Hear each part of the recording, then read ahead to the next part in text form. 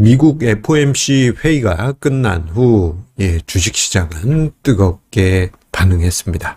미국 증시 1.3%대 급등, 그리고 오늘 우리나라 증시도 1%가 훨씬 넘는 상승장이 만들어졌죠.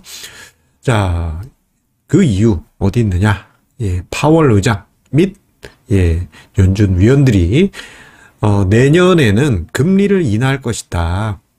이러한 부분을 시사했기 때문입니다. 자, 금리 인하 시사, 시장에서 반갑게 맞이하고 있는데요.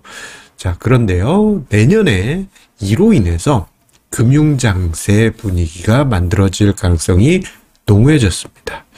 자, 우리 보통 기준금리가 인하되게 되면 주식시장의 악재로 해석되곤 했는데, 이번에는 금리가 인하하면 금융장세? 이거 긍정적인 해석이죠? 왜 이렇게 제가 이야기를 드리는 걸까요?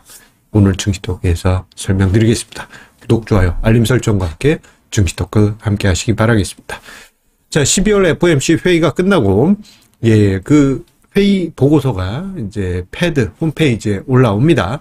그 홈페이지에 이제 PDF 파일을 보게 되면요, 여러 가지 자료들이 있는데, 그 중에 점도표 요게 투자자들이 많이 보는 아주 중요한 자료죠. 연준 위원 18명의 미래 기준금리 전망치 전망치를 점도표로 표시한 건데요. 이거 다 세면 2023년 18명, 뭐 이렇게 18명 이렇게 있어요.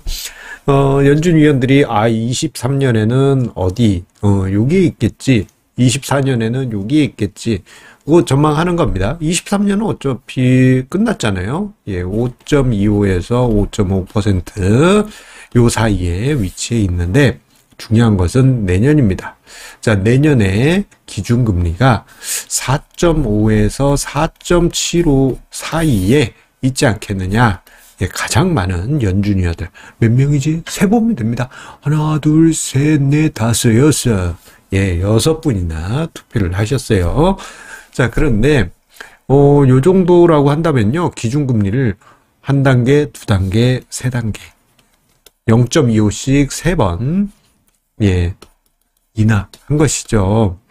그러면 인하를 한 건데 왜 시장에서 화답을 했느냐? 그거는 9월 FOMC 후에 발표됐던 점도표에서의 23년 기준금, 24년이죠. 내년이니까.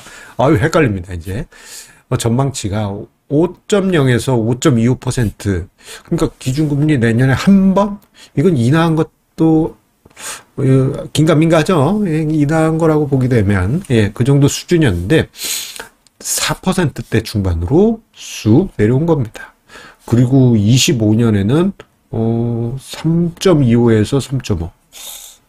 그 이후에는 2.5에 수렴하지 않겠느냐, 그렇게 전망하는데, 이 점도표 전망치가 그때 되면 그렇게 무조건 가야 된다, 이건 아니에요.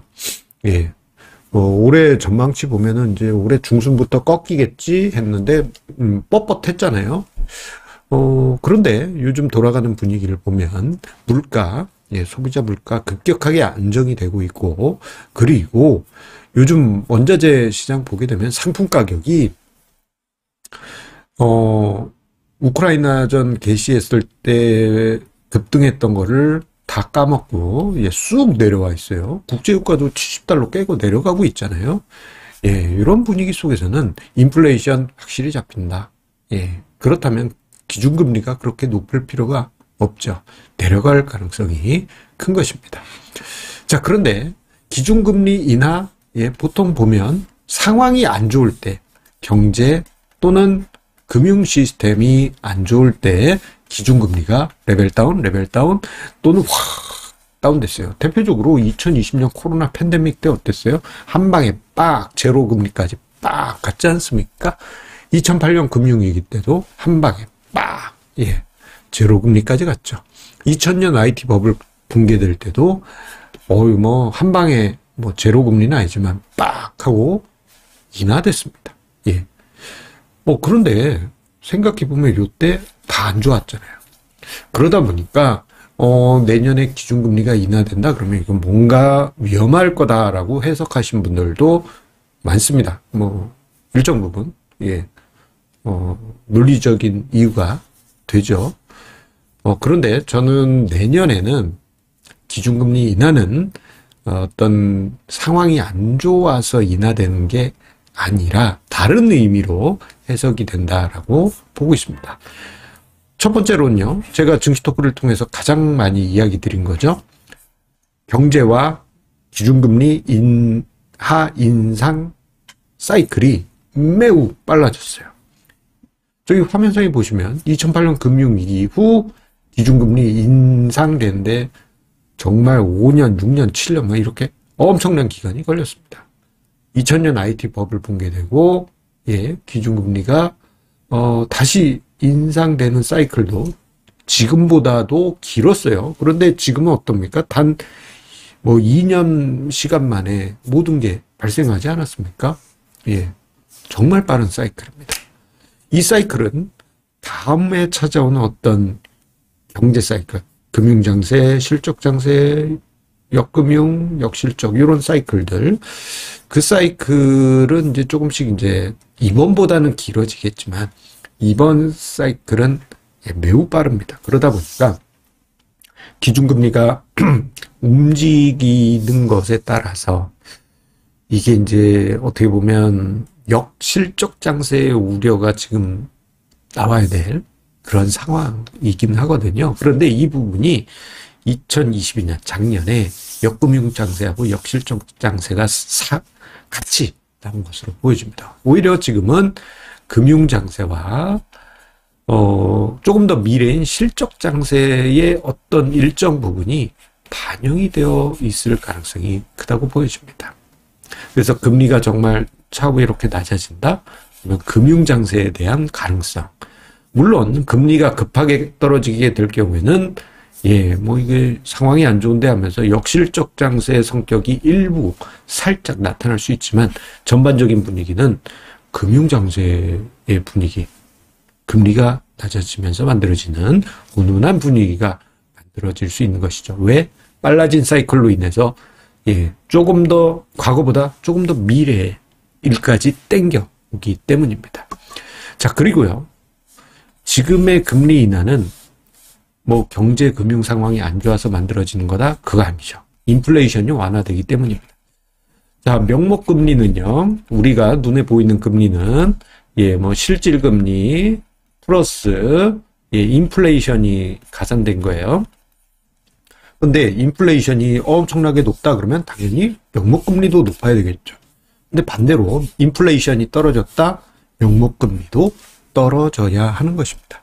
이런 관점으로 본다면 기준금리가 내년에 이렇게 내려간다? 그거는 인플레이션의 안정으로 그 부분이 반영되는 것으로 해석해 볼 수 있겠죠. 단적으로 얼마 전까지만 하더라도 인플레이션이 어땠어요? 거의 10% 뚫레만에 이런 분위기였잖아요.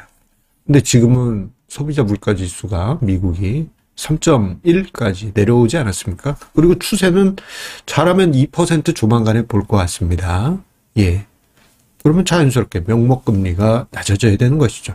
이미 시장에서는 먼저 시장금리가 반응을 하고 있습니다. 그렇기 때문에 기준금리 인하 이것에 대해서 부정적으로 생각하는 것은 조금은 이번에는 성격이 좀 다르지 않겠느냐 그렇게 보여집니다. 오히려 저는 기준금리가 인하되고 그 인하가 이제 가시화되게 되면 주식시장의 난이도가 현격하게 낮아지는 그러한 계기가 될 것이다라고 생각을 합니다. 왜냐?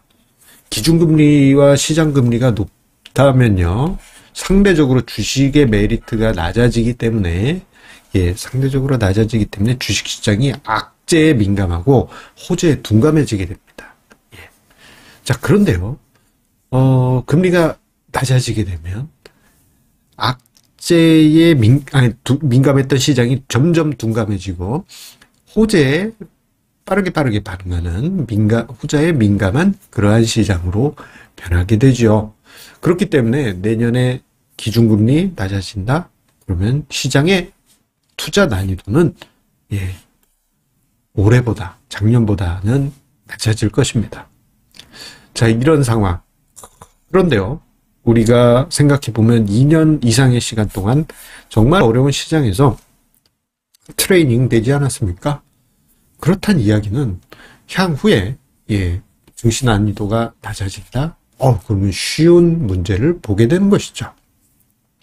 마치 고등학교 수능 수험생이 열공해서 진짜 어려운 문제만 열심히 공부해서 짠, 수능 시험 준비 다 끝났는데 그 친구들한테 야, 너 중학교 1학년 문제 한번 풀어봐라. 교과서 출제 문제다 하고 줘봐요. 그럼 이거 식은 죽 먹기죠. 그러한 시장을 여러분들이 마주하시게 되리라 생각이 됩니다. 그 시장에서 여러분들 성공 투자 만들어 가셔야만 됩니다. 그러기 위해서는 시장에 대해서 좀 겸손하시고, 자만하시는 것은 경계하시면서 여러분들의 투자 원칙 지켜가셔야 하겠습니다. 그리고, 다음 주 금요일입니다. 12월 29일 저녁 7시에서 9시 127자 정기 세미나가 개최됩니다. 올해까지는 유튜브 라이브로 진행이 될 거예요. 내년에는 오프라인에서 여러분들과 함께 할 겁니다. 자, 이 부분은 나중에 내년에 일정 잡힌 대로 안내를 해드릴 거고요. 지금 고심 중입니다. 그래서 어떻게 하지? 매달 할까? 아니면 분기합을 할까? 뭐 이런 고민 중에 있으니까요. 내년 초에 그거는 이야기하고요. 127차 정기 세미나 12월 29일 28일이 마지막 거래일이지만 그 다음날 여유로운 마음으로 여러분들과 저녁 시간에 함께 하도록 하겠습니다. 여러분들 늦은 시간 증시 토크 함께 해주셔서 감사합니다.